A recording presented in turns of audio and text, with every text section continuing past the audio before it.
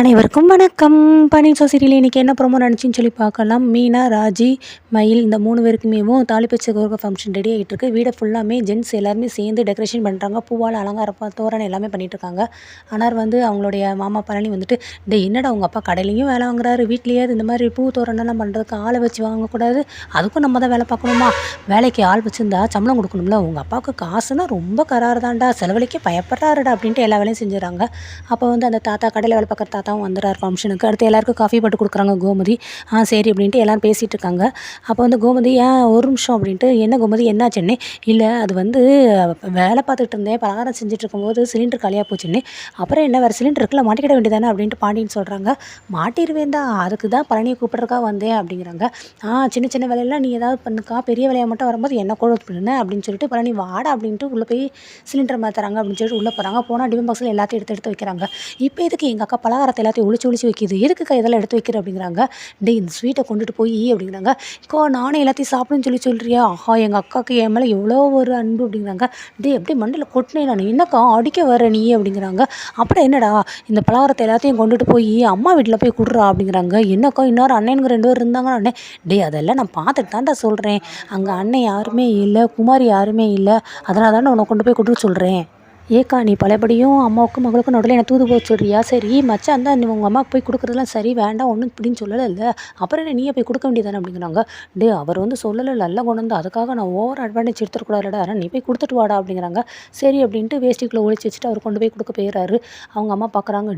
இதெல்லாம் என் மக கோமதியை செஞ்சோம் அம்முட்டியும் ஆமாத்தா அப்படின்னு சொல்லி பண்ணி சொல்கிறாங்க. ஆமாம் எப்படிடா இப்படிலாம் இதை செய்ய கற்றுக்கிட்டா அப்படிங்கிறாங்க. அதெல்லாம் அக்கா நிறையா கற்றுக்கிட்டா. ஆமாம் நீ கேள்வி மேலே கேள்வி கேட்டுக்கிட்டே இருக்கு, நீ அதெல்லாம் சாப்பிட வேண்டாம் குடும்போது அப்படிங்கிறாங்க. இருடா நான் சாப்பிட்றேன்டா அப்படிங்கிறாங்க. சாப்பிட்டு பார்த்துட்டு சூப்பராக இருக்குடா, எல்லாத்தையும் அவள் தான் செஞ்சாலோ அப்படிங்கிறாங்க. பக்கத்தில் அவங்க 2வது மருமக இருக்காங்க. இது எல்லாத்தையும் நாங்களும் தான் செய்வோம், இதுக்கு மேலேயும் தான் செய்வோம், இருந்தாலும் எங்களை ஒரு நாள் கூட இப்படி பாராட்டினதே இல்லையே அப்படிங்கிறாங்க. இருந்தாலும் அவன் நான் பெத்த மகள் அடி அப்படின்னு சொல்லி அவங்க மாமியார் சொல்கிறாங்க. கொடுங்க நாங்கள் கொஞ்சம் சாப்பிட்டு பார்க்குறோம் அப்படின்ட்டு 2வது மருமக வாங்கி சாப்பிட்டு பார்க்குறாங்க. அக்கா நிஜமாவே சூப்பராக இருக்குக்கா, அந்தாங்க அக்கா நீங்களும் கொஞ்சம் சாப்பிட்டு பாருங்கள் அப்படிங்கிறாங்க. இல்லைம்மா அதெல்லாம் வேண்டாம் அப்படிங்கிறாங்க. ஏன் மாமா சொல்லுவாங்கன்னு சொல்லி கோப்படுறீங்களா? அதான் வீட்டில் மாமா யாரும் இல்லை, அதெல்லாம் ஒன்றும் சொல்ல மாட்டாங்க, நீங்கள் சாப்பிடுங்கக்கா அப்படிங்கிறாங்க. இல்லை வேண்டாம் பரவாயில்ல எனக்கு இருக்கட்டும் அப்படிங்கிறாங்க. அக்கா சாப்பிட்ற விஷயத்தில் இப்படிலாம் மூஞ்ச கட்டக்கூடாதுக்கா அப்படிங்கிறாங்க. சரின்ட்டு அதுக்கடுத்து அவங்க அம்மா வீட்டுக்குள்ளே போயிடுறாங்க. போய் ராஜி ஃபோட்டோவில் வச்சு பார்க்குறாங்க. நான் உன்னை என்னடி பண்ணேன், நான் எவ்வளோ பாசம் காட்டி உன்னை நான் வளர்த்தேன் நான், ஆனால் நீ என்னை விட்டுட்டு நீ உனக்கு பிடிச்ச வாழ்க்கையை நீ தேடி போயிட்ட, சரி எங்கே போனாலும் பரவாயில்ல, நீ ரொம்ப சந்தோஷமாக இரு, நீ 100 ஆயுசு வரைக்கும் ரொம்ப நல்லா இருக்கணும் அப்படின்ட்டு ஃபோட்டோக்கு கிஸ்லாம் பண்ணுறாங்க. அடுத்து அங்கே ராஜியை காட்டுறாங்க. ராஜி அப்படியே கண்ணாடியில் உட்காந்து மீனா அவங்களுக்கு அலங்காரம்லாம் பண்ணிகிட்டு இருக்காங்க. அப்போ ராஜி நகையெல்லாம் போட்டு விட்றாங்க ராஜிக்கு. அப்போ கோமதியும் அவங்க ரூமில் இருந்துட்டு வர்றாங்க, நகையை எடுத்து கொடுப்போம் அப்படின்ட்டு. மீனாட்ட ராஜி கேட்குறாங்க, எதுக்குக்கா உங்கள் நகையெல்லாம் என்கிட்ட கொடுக்குறீங்க அப்படிங்கிறாங்க. நகை என்ன நகை, நகை ஏன் நகை அதெல்லாம் இல்லை, நகையை பொறுத்த வரைக்கும் இது நம்ம நகை அப்படின்னு சொல்லிட்டு எல்லா நகையும் போட்டு அலங்காரம் பண்ணுறாங்க. பாரு நான் போட்டது போக மீதி இருக்க தானே செய்யுது அப்படிங்கிறாங்க. அரசியும் பக்கத்தில் சூப்பராக இருக்க நீ அப்படிங்கிறாங்க. இதெல்லாம் கோமதிக்காக திறந்து உள்ள நகை கொடுக்க வரும்போது பார்த்துட்டு சரி அவளுக்கு நகை தேவைப்படலை அப்படின்ட்டு திருப்பி போயிடுறாங்க.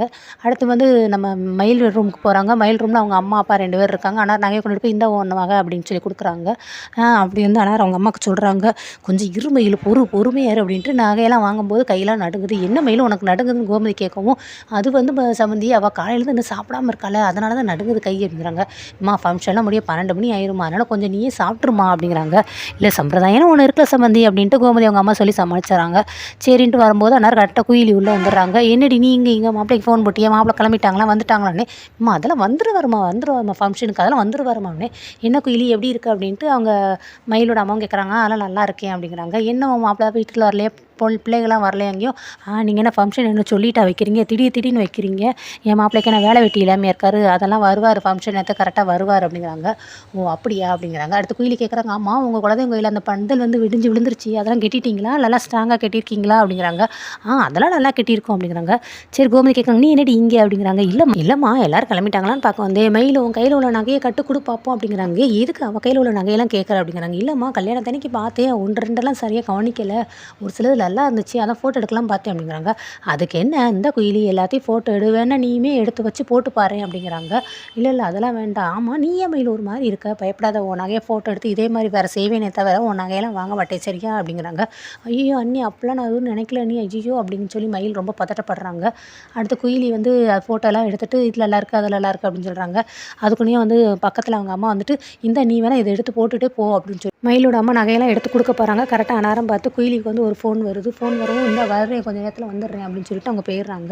அவங்க போனதுக்கப்புறமா மயில் வந்து ரொம்ப கோவப்படுறாங்க. ஏம்மா நீ என்னம்மா பேசுகிற, ஏதாவது தெரிஞ்சு தான் பேசுறியாம்மா அப்படிங்கிறாங்க. நான் என்ன பேசினேன் அப்படின்னா, ஆமாம் நீ சீக்கிரமாக குயிலி நீ வந்து இந்த சேலை ஓரத்தில் முந்தி அடிக்காமல் இருந்தாலே கூட அதை கண்டுபிடிச்சிடுவாங்கன்னு அவங்க கிட்டக்க போய் நகை எல்லாத்தையுமே இந்தாங்க எடுத்துக்கோங்கன்னு சொல்லி தூக்கி கொடுக்குற அவங்க எப்படிமா இருப்பாங்க கண்டுபிடிச்சிருவாங்களா அப்படிங்கிறாங்க. ஒரு ஆர்வக்கோளாறு நான் சொல்லிட்டேன்னு, ஐயோ ஆர்வக்கோளாறுல உங்ககிட்ட இங்கே வச்சு ஒன்றும் பேசவே முடியலம்மா அப்படின்ட்டு இருக்கும்போது அரசி உள்ளே வந்துடுறாங்க. என்ன அரசி என்ன அப்படிங்கிறாங்க. அண்ணி நான் எடுத்து காஸ்டியூமு என்னோட மேக்கப் எல்லாமே நல்லா இருக்கா அப்படிங்கிறாங்க. சூப்பராக இருக்குது அரசி அப்படின்னு சொல்லி மயில் சொல்லவும், பூ வச்சா இன்னும் அழகாக இருக்கும் அப்படிங்கிறாங்க. ஐயோ பூ வச்சா எனக்கு தலை வலிக்குமே அண்ணி அப்படிங்கிறாங்க. சரி பரவாயில்ல இதுவே நல்லா தான் இருக்குது அப்படிங்கிறாங்க. சரி அண்ணி நான் வர்றேன் அப்படின்னு சொல்லிட்டு அரசி போயிடுறாங்க. சரி இங்கே வச்சு பேசிகிட்டு இருந்தால் ஒவ்வொரு ஏதாவது ஒன்று சொல்லிக்கிட்டே தான் இருப்பாங்க. ஆனால் நீ வா அப்படின்ட்டு மொட்டை மாடி கூட்டிகிட்டு போயிடுறாங்க. மொட்டை மாடி போயிட்டு மயில் வந்து சொல்கிறாங்க, ஏம்மா நீ என்னம்மா பிளான் வச்சுருக்க அப்படின்னு கேட்குறாங்க. நான் என்ன பிளான் வச்சுருக்கேன்னு சொல்லி மயிலுக்கு அம்மா சொல்லவும், அந்த சைடு பார்த்தோம் அப்படின்னா ராஜியும் மீனாவும் ஃபோட்டோ எடுத்துக்கிட்டு இருக்காங்க.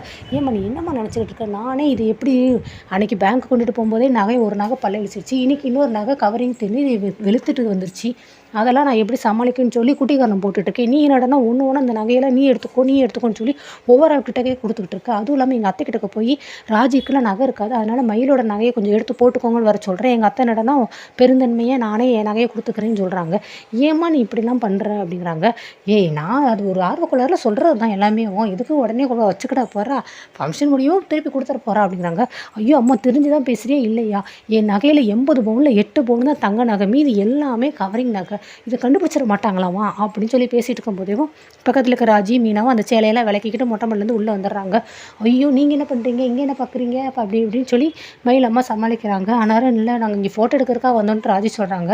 என்னக்கா பேசுகிறீங்க நீங்கள், உங்கள் நகையெல்லாம் கவரிங்க அப்படின்னு சொல்லி ராஜி மீனா 2 பேர் கேட்குறாங்க.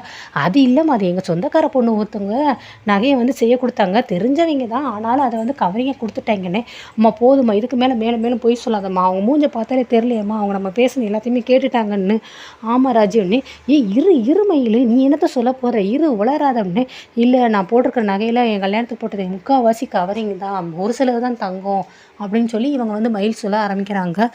இரு மயில் அவள் வந்து இதைத்தான் உளர்றாம்மா, அவள் வந்து இன்னும் இதுங்களை நாங்கள் நகை வந்து ரொம்ப தெரிஞ்சவங்கிட்ட தான் செய்ய கொடுத்தோம், ஆனால் பாரு அவங்க எங்களை ஏமாற்றிட்டாங்க, அது எங்களுக்கு இப்போ தான் தெரியும், அதை பற்றி தான் பேசிகிட்டு இருக்கோம் அப்படின்னு அவங்க அப்பாவும் அம்மாவும் சொல்கிறாங்க. இல்லைம்மா நீ தேவையில்லாமல் மேலும் போய் சொல்லிகிட்டே போகாத, நீ மேலும் போய் சொல்கிறது எனக்கு தான் இங்கே வந்து கஷ்டமாக இருக்குது அப்படின்னு சொல்லி மயில் சொல்லவும் திருப்பி அவங்க ஆரம்பிக்கிறாங்க. நான் எல்லா விஷயத்தையும் சொல்லிடுறேன், அடிக்கடி நான் நகையை பற்றி பேசினாலே டென்ஷன் ஆகுறேன் இல்லை, நீங்கள் ஏன்க்கா இப்படி டென்ஷன் ஆகுறீங்க என்ன கேட்டுகிட்டே இருக்கீங்கல்ல, அத்தை கூட பேங்க்கு போய் நகை எடுக்கும்போது திருடுவாங்கன்னு சொல்லி நீங்கள் பயப்பட்டீங்களே அப்படிங்கிறாங்க. மீனா ஆமாம் நான் பயப்பட்டேன், அதுக்கு காரணம் வந்து எதுனா நான் வச்சுருக்க முக்கால்வாசி கவரிங் நகை, ஒரு சிலது மட்டும்தான் தங்க நகை அப்படின்னு சொல்லி மயில் உண்மையை சொல்லிடுறாங்க. ராஜிக்கு மீனாக்கு இது என்னக்கா சொல்கிறீங்க அப்படின்ட்டு பயங்கர ஷாக் ஆகுது.